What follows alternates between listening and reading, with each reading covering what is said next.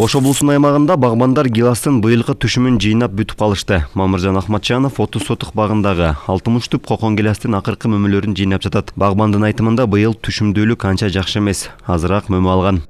Өткөн жыл ушунака болгон. Бир кылда болот. Аллах берген. Гиластын сорту Валовой 3. Буга чейин да терип саттым. Азыр акыркы калгандарын жыйнап жатам. Быйыл жазда жаан-чачын көп болгондонбу түшүм азыраак. Жалпы кошсом 1 тоннага жетпеген гилас чыкса керек. Эртеңден жалпы терим аяктайт. Алармандар жеринен килосун 200-220 сомдон алып жатышат. Мөмө аз болгон үчүн быйыл өткөн жылга салыштырмалуу нарк жогору. Кокон гиластын түшүмү азыраак болгондуктан Араван районундагы жашылча жемиштерди жууп тазалап, таңгактап сактоочу атайын логистикалык борбор иштебей турат. Аталган ишкана мындан 3 жыл мурда ишин баштап, облустун аймагындагы багбандардын гиласын жууп тазалап, таңгактап, Кытайга экспорттоп, килосун 300 сомго чейин саткан. Араван агросервис ишканасынын жетекчиси Шахрух Умаровдун бизге билдирген оюнча, аталган ишкананы иштетүүгө каражат тартыш болгондуктан борбор убактылуу ишин токтотуп турат. Бизге оборотка акча жетпей атат, четелбей атат. Оборот саны Кытайлар менен иштеп калдык. Пандемиядан кийин вообще келбей калды. Эми кичине чекерак болуп калган үчүн элдерге услуга көрсөткөнгө анча возможность болбойт. Өзүбүз иштетели десек, тыйын тарабынан проблема болуп атат. Башка бизнесмендер алды, 2-3 машина алып, музатып чыгарып бердик. Ошо услуга көрсөттүк да, жолду алып сатканыбыз жок. Анткени менен бүгүнкү күнгө чейин аталган райондон 400 тоннадан ашуун кокон гилас ички базарларга жана ИЭИ өлкөлөрүнө экспортко чыккан. Айыл чарба адистеринин айтымында көпчүлүк ишкерлер терилген жемиштерди жеринен дүң соодалап, түзүлө чет өлкөгө экспортко жөнөтүүгө түшкөн. Ошол себептүү жашылча жемиштерди жууп тазалап, сактоочу атайын логистикалык борборлор ишин убактылуу токтотууга аргасыз болууда дешти. Ошо гиластын түшүмү аз болгонго байланыштуу, көлөмү аз болгонго байланыштуу ушу экспортко клиенттер келбей калды. Бирок мына жеке ишкерлер тарабынан 30-40 тоннадан фураларга басып алып барып ушу сатышты баштаган. Логистикалык борборлорго көлөм катта болуш керек. Муну сортировка кылат да буну. Сортировка кылыш үчүн объем жок. Объем болсо, сиз айткандек, буну экспорттоо болот. Ишкерлер Казакстан, Орусия өлкөлөрүндө, Кыргызстанда өндүрүлгөн жашылча жемиш түрүнө айрыкча кокон гиласка талап көп болоорун айтышат. Анткени аталган жемиштин түрү экологиялык жактан таза жана базарга өтүмдүү болот. Бышар замат жыйнап, таңгактап түз алып кетүү ыңгайлуу дешти. Казакстан Россияга экспорт кылганда ошол боюнча сакталып барган үчүн дагы ушул жерден көбүнчө алабыз да. Сыртта талап көп болот, айрыкча Казакстанда көп болот. Казакстанда бул жакка караганда кымбатыраак кетет да, анан казактарда өздөрүндө гилас өспөгөн үчүн бизден көп кабыл алышат экен да. Облустун аймагынан ушул күнгө чейин 8700 тонна жашылча жемиш экспорттолгон. Анын 1000 тоннадан ашууну гилас.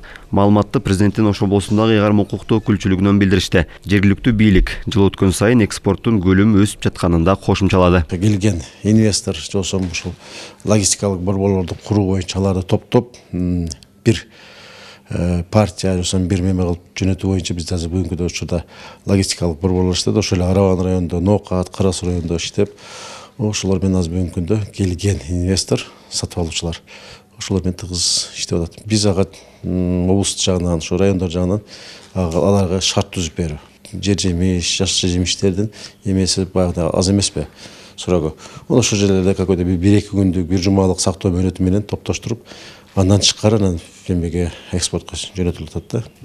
Экономикалык серепчи Мирлан Убайдуллаев жашылча жемиш түрүн экспорттоодо биринчи кезекте өндүрүш эмес, сатуу каналдарын табуу маанилүү. Бул азыр көйгөйлүү маселе ойдон турат деди.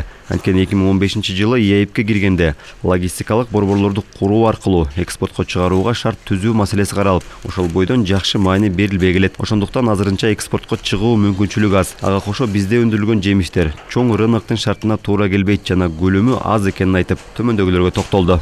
Маселелер эмнеде? Биринчиден биздин экспортко чыгаруу мүмкүнчүлүгүбүздүн аздыгы. Бул жерде бир эле мамлекет эмес, ошол эле өндүрүүчүлөр, жашылча жемиш өстүргөндөр бул жерде ошол жер иштеткен жактардын рынок шартына жасап аткан иш аракеттери рынок шартынын талабына туура келбегендиги. Бул биринчиси, экинчиси ошол маалыматтан артта калгандыгы. Анан эң негизгиси мамлекет менен жер иштетүүчүлөрдүн ортосундагы баягы алаканын жоктугу да, болсо дагы өтө аз, өтө төмөн. Анан көлөм, негизги ролду ойногон көлөм биздин Кыргызстанда өндүрүп аткан жашылча жемиш, жер жемиштердин көлөмү ошол чоң рыноктарга мындай чоң масштабтагы экспорт кылууга талапка жооп бербейт. Чынында эле моюнга алышыбыз керек да. Андан кийин биздин колокоңуштуулар ушул эле багытта мисалы Өзбекстан, Тажикстан алар аябай жакшы иш алып барып атат да. Биз биринчиден өндүрүүдөн мурда баягы маркетингдик ишти жакшыртышыбыз керек. Маркетингдик иш дегенде сатуу каналдарын, реализациялоо каналдарын жакшы изилдеп чыгышыбыз керек. Мейли ал Кытайдын рыногу болсун, мейли ал Россия Федерациясынын рыногу болсун, башка Европа рыноктары болсун, биринчи ошол рыноктарды изилдеп чыгышыбыз керек. Экинчиси кандай продукцияны өндүрүшүбүз керек. Үчүнчүсү канча көлөмдө. Андан кийин ошого жараша механизмдерди иштеп чыгып, сатуу жолдорун ойлонуштурушубуз керек. Жылдырып коелу яз алдыңа. Бирок аймактарда багбанчылыкты эң рентабелдүү бизнеске айлантып, ийгилик жаратып жаткан багбандар да жок эмес. Өзгөн районунун тургуну Марат Култаев багбандардын башын бириктирип, 5 гектар аймакка мол түшүм берчү алманын жаңы сортун өстүрүүдө. Андан сырткары багбан 80 тонналык муздаткыч салып, Европадан алынган жаңы технология менен алманы жана башка жемиш түрлөрүн 1 жылга чейин сапатын жоготпой сактап, жай мезгилинде кымбат наркта сатууга чыгарат. Айылдын элинин алмасы 70-80%ке чейин ыргытылып кетет да күздө. Анан сактайбыз деп үйлөрүнө подвалдарга киргизишет. Ал январь бүткөндө эле кургап калат. Талапка жооп бербей калат. Жегин келбейт ал алманы. Анан ойлонуп отуруп холодильник курсам, элдер алып келип коюшса, жазда сатышса деп ошондой максатта айылдыктарга жардам деп кургам. Алдыны карап жашабасак кыйын болуп калды. Өзгөчө багбанчылык, мына алма бизнесин алып карай турган болсок, алдыңкы технологияларды өздөштүрүп, интенсивный садоводствону өздөштүрүп, рынокко чыкпасак, биз атаандаштыктын тебелентисинде калып кетишибиз мүмкүн.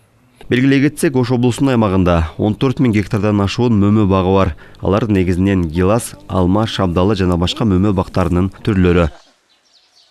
Мырзажигит Маматкерим уулу, Эдил Алиев, ЛТР, Ош.